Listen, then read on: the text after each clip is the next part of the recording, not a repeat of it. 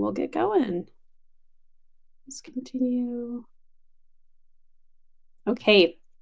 Well, welcome everybody. My name is Lizzy Wagner, and I'm the owner and clinical director of Green Mountain Counseling in Lakewood, Colorado.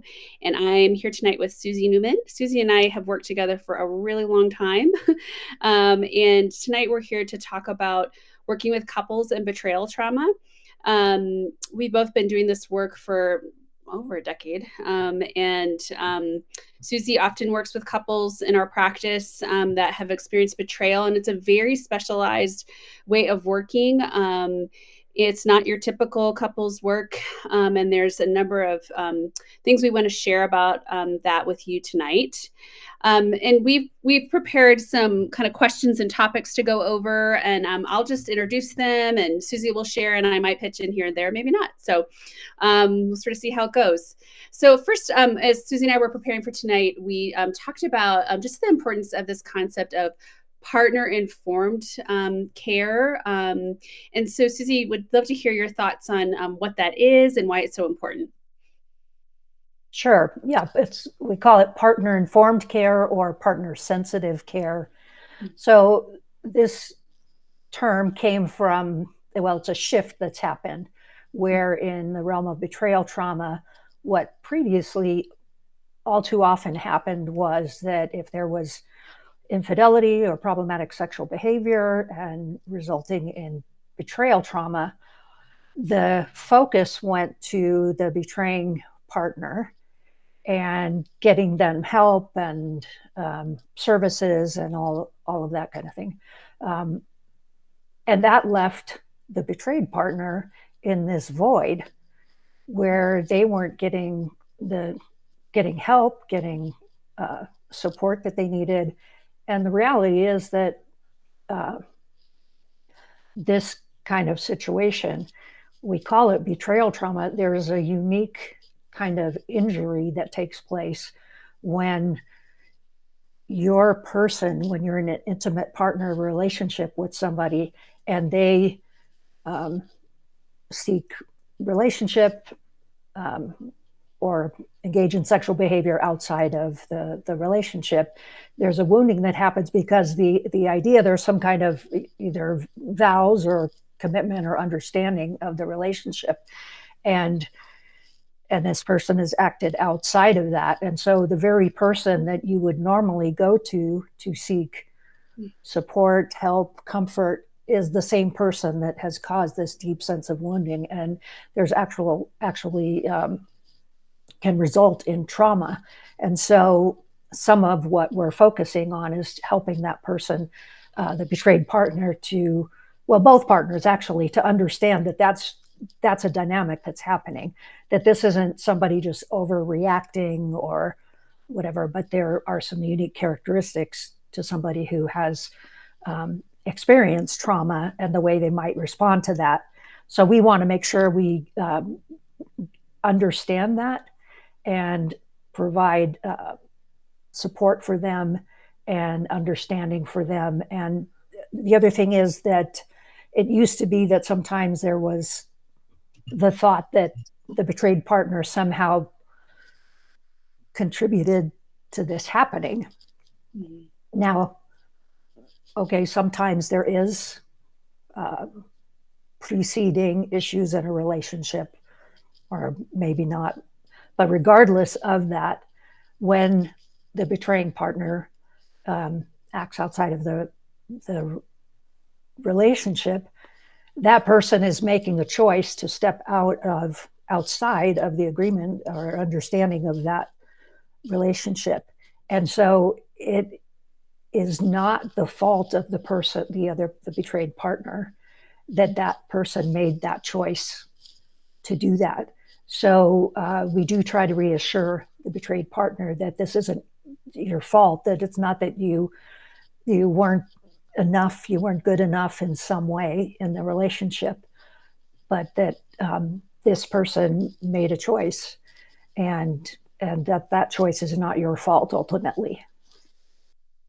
Yeah, it's so good. I'm realizing that it's important to talk for a minute about trauma and just that, Green Mountain, we specialize in trauma care and healing. And, you know, just because somebody comes in with some sort of betrayal does not necessarily indicate that they have trauma. That's something that you work with a therapist to determine, but that certainly a partner informed person would be able to hold that pain and not blame blame the partner. That really is the context in which I started in this work. I mean, I started in 2008, and thankfully there was a book, Your Sexually Addicted Spouse, that came out that year by Mhm. Barbara Steffens and Marcia Means. So I think I have their names right.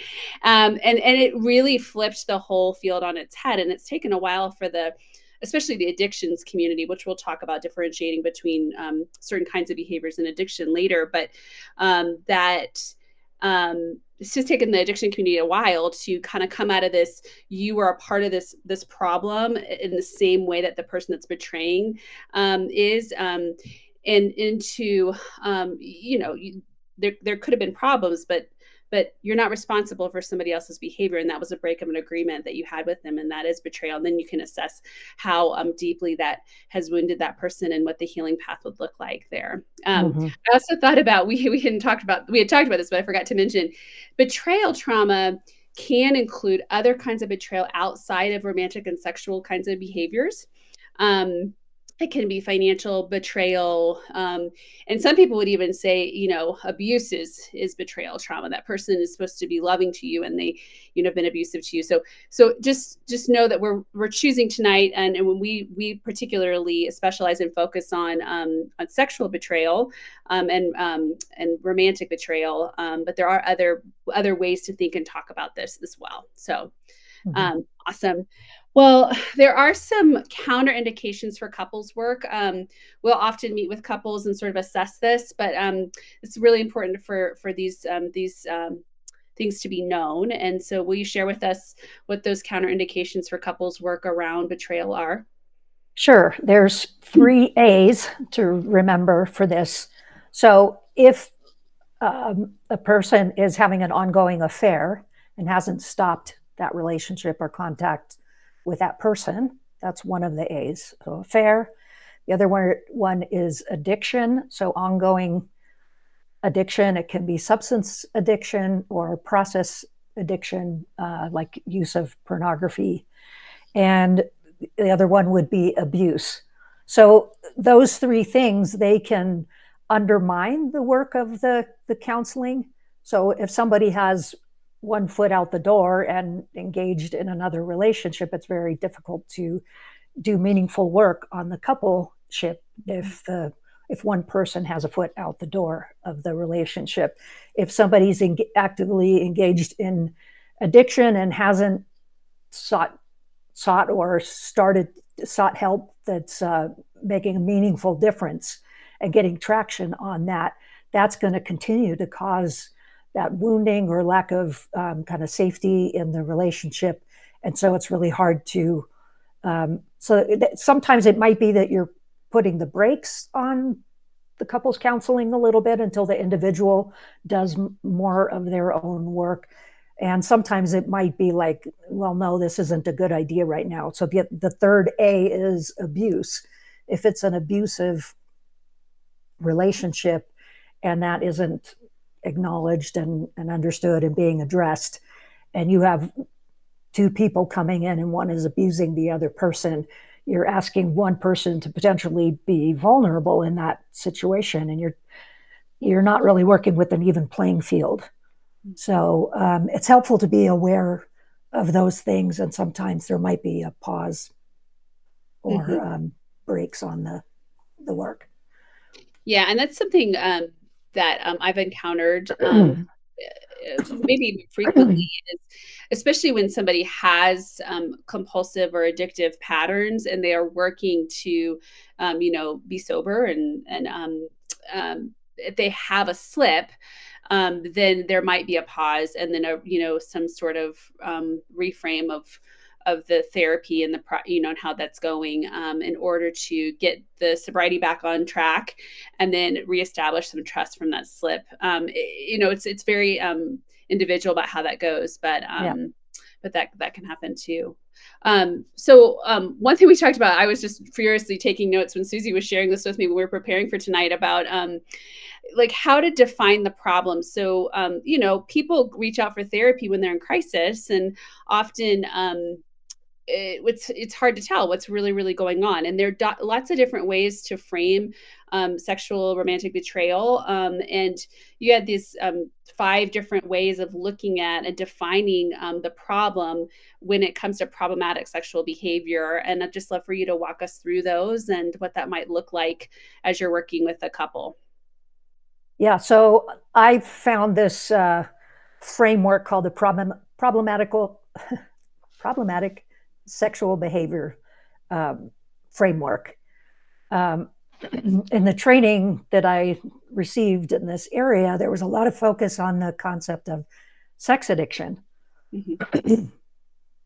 a very necessary topic. And if that's indeed what's happening, that needs to be addressed in a meaningful way, hopefully by somebody who is certified, like a certified sex addiction therapist, a CSAT, that knows what they're doing in this realm to address that. But sometimes you might have somebody there. It's a case where there's infidelity. Person has had a relationship, an affair, but it's not in the realm of sexual addiction. So if your focus is on sex addiction and getting the person treated for sex addiction, but that's not indeed what's going on, then sometimes there can be some delays and spinning her wheels and arguments over the language of, is this actually a sex addiction or Mm-hmm. not? So this is where I found the problematic sexual behavior framework a little more helpful, to broaden that out and to not necessarily focus on the language of sex addiction, but to talk in terms of problematic sexual behavior. And that's a broader term. So they ask 5 questions in determining what's going on. So to assess problematic sexual behavior. So one is regarding commitment, asking the person, are you keeping your promises? Your wedding vows, or what you've promised that you would do in terms of addressing this or working on this. Number 2, values. Are you okay with what you're doing? If you're dealing with pornography, is this consistent with your values or not? Number 3, responsibility. Are you protecting others? Are there people in your family that you are protecting based on the behaviors that you're engaging in? Or are you not being protective of them? Are you being responsible to the people in your life? Number 4 is negative consequences. So is everything okay? Like, are you having problems at your job? Has your job called you to accountability for having pornography on your computer at work or something like that? And then the last one is the question of control. Are you in control of yourself? That is the question that addresses the sexual addiction.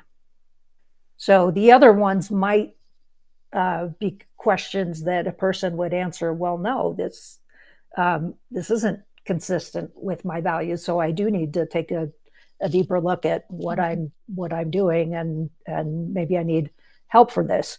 But the are you in control of yourself, that's part of what gets at the sexual addiction. And do I want to stop this behavior, but I'm having a hard time stopping? Then maybe it needs to be addressed as an addictive kind of behavior. And I've seen in my work that there was a situation where I was working with a couple, and they seemed to be kind of spinning their wheels, and the guy was continuing to have these slips, and she continued to feel unsafe in the relationship, and it was really hard to make progress. She was continuing to feel re-traumatized. So he actually got referred to a sex addiction therapist who really helped him to get better traction on getting a handle on his behavior. And also, it's not just about like sobriety and stopping the unwanted behavior, but it's doing recovery work that's underneath the sobriety, because people can kind of hang on and white knuckle it for a time and be like, okay, I'm going to be good. I'm not going to engage in behavior that I don't want to engage in. And so, you could do that for a while, but then when you stop white knuckling it, then, you slip right back into old patterns. But recovery work is deeper work of what's going on. Why am I even seeking this out? What are some other ways that I could, other healthier things that I could engage in that would lead me to a path of health, rather than keep me entrapped in something that's causing ongoing negative consequences. So if it is indeed sex addiction, that's really important. But if it isn't sex addiction, then that doesn't need to be focused on in the same way. There's other issues, maybe more relational issues, that need to be addressed, and still underlying issues that need to be addressed as well. Yeah, identity issues, or yeah. And, yeah. Yeah, that's really good. Let's see here. So we were talking about, well, one thing I really love about those questions is they really are so individual and personal and connected and intimate, and really, when we see behaviors that aren't aligned with who a person is, or if there's a compulsive pattern, it's always about how to reconnect with self and other. And so it's even in the assessment, you're starting to connect with what's really going on with that individual and that couple. So we talked about pathways to healing. There's so many different things that we do in the therapy room with couples to help them heal. But you had a really good resource and some thoughts about that, and so would love to hear from you on that. Yeah. One of the reasons we're passionate about this work is because we believe that there are resources that are helpful for people in a couple, that both people can get the kind of help that they need for their own individual healing. And, even if the couple decides that this relationship isn't going to last, but both people can still pursue help and healing for themselves. But there also is a path forward for help for the relationship for people who want to engage this work. It's not easy work, but it is work that we wouldn't be doing this if we didn't think that there was something that could really help people. So the resource that I'm thinking of is a book. It's called Building True Intimacy. It's by Dan Drake and Matthew and Joanna Rabsmith. They all are clinicians working in the betrayal trauma realm. And they have developed this framework that they call the intimacy pyramid. And I don't know how well that'll pretty good show up there, but just to give you a rough idea. So it's honesty, safety, trust, vulnerability, intimacy. So with betrayal trauma, well, let me just say that I think it's significant that the very foundation of this pyramid is about honesty. So sometimes in this work, whether it's infidelity or pornography use, whatever, oftentimes there's lying and deception that goes with what's been happening. And this comes to light, either it's discovered or less frequently the person comes forward saying that they've engaged in this. More often it's discovered. And then, where do you go from there? So one of the first things is getting at the first layer of honesty. Is this person telling the truth? Do I know the extent, the depth, and the breadth of what's been going on? And if and until that happens, that you have a real sense of, okay, now I know what has been going on, and I know what I'm working with, or we know what we're working with, and we can potentially move forward from here. So we're not going to get all into this right now, but there's a whole dimension of this work that can involve something like a full therapeutic disclosure. So it's not just like, oh, this is what this person said they did, and the other person, well, I'm not really sure if they're being honest or not. That's not going to give you the foundation you need to build from. So sometimes that can happen, that there can be enough relational trust and a history that there's a sense of, okay, this person, it really has come clean about what's going on, and I do believe what this is, and I have enough of a sense that I trust this, and we can build from here. But if there isn't that, there can be a process of the betraying partner working with their therapist to make a formal statement, a formal disclosure of, these are the things that have been going on. This is the time frame in which this was going on. And it can involve sexual behavior. It can involve finances. Sometimes a piece of this is financial devastation that comes with behaviors that somebody was engaging in. And so in order to get to that foundation of honesty, sometimes it's not only them working with the therapist to try and cover all these areas, but then another layer to potentially help with assurance of, we've got all the information, is having a polygraph. It's not necessary all the time, but sometimes it's wanted, or can be very useful to help assure that this person really has given all the information, or that, like, okay, we went through this and this person, like, they didn't pass the polygraph, like, okay, maybe they're not really being forthcoming, and we really can't move forward in a meaningful way with this work. So that layer of this is huge. And so once that could be established, then there's a greater sense of safety of, okay, there's not stuff lurking out there. I kind of have a sense of what we're dealing with, and can move forward with a greater sense of safety and rebuild trust with this person. What I like about how they do this in this book is they break these down into smaller pieces. I like what they do with honesty. They break it down into awareness, authenticity, and assertiveness.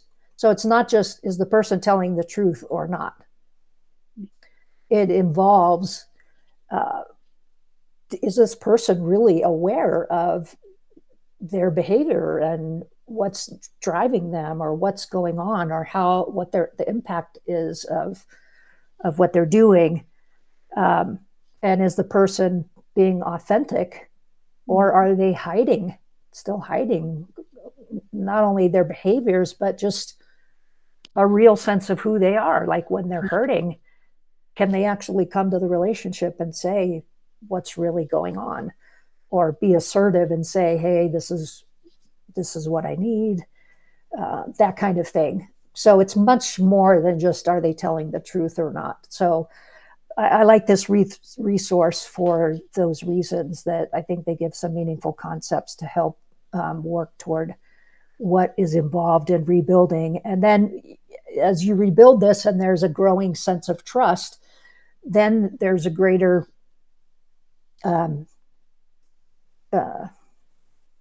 desire to potentially be vulnerable. Like, it doesn't make sense to be vulnerable if you know that this person has done these things that have been so devastating and traumatic.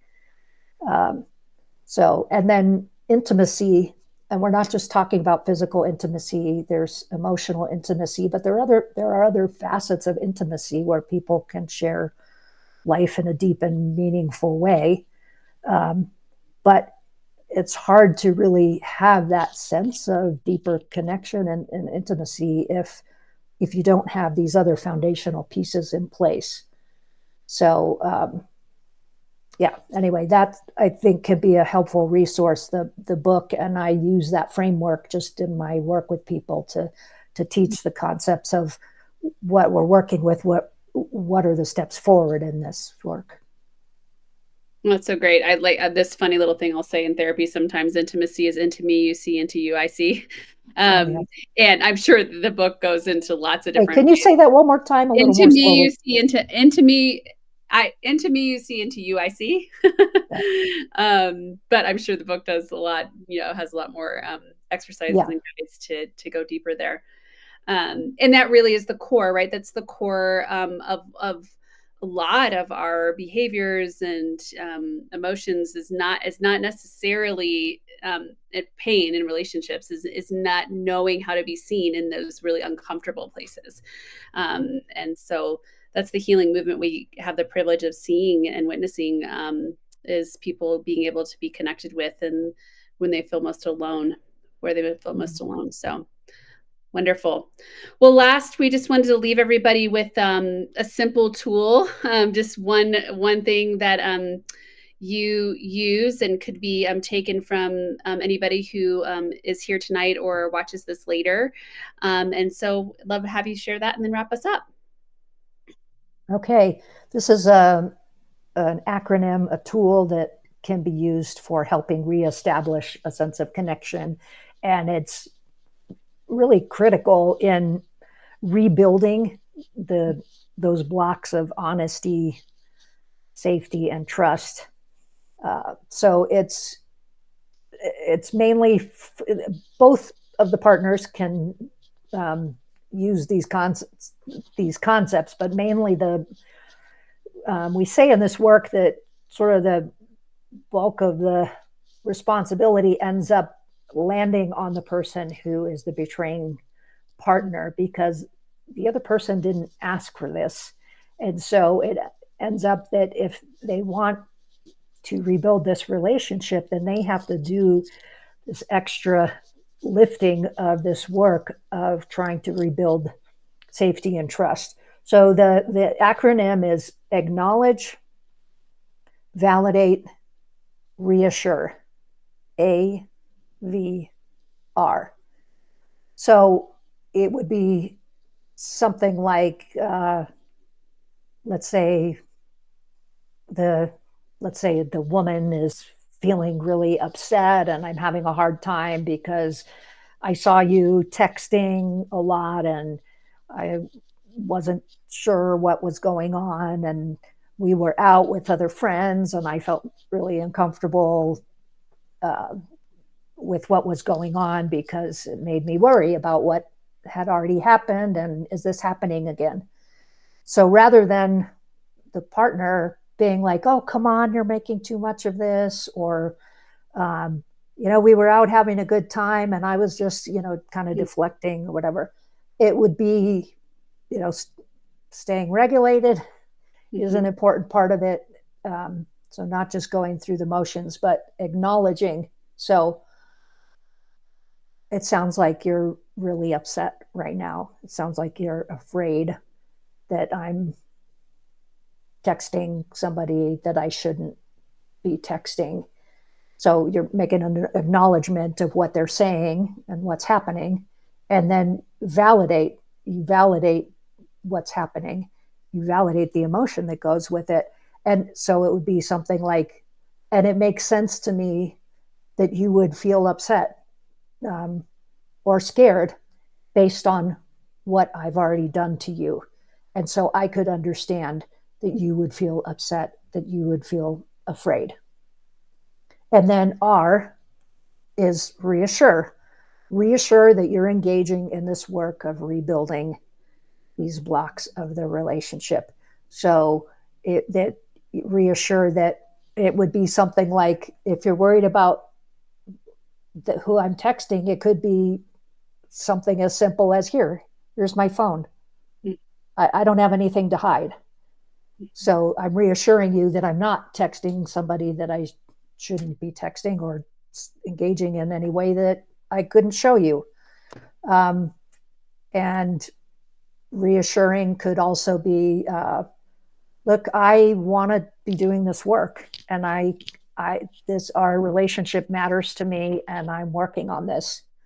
Reassuring could also be, and I'm continuing to go to my therapist. I'm continuing to go to my recovery group, or whatever kind of work that the person's doing. And it's not just enough for it to be the words, but for it to truly be reassuring, it needs to be the action.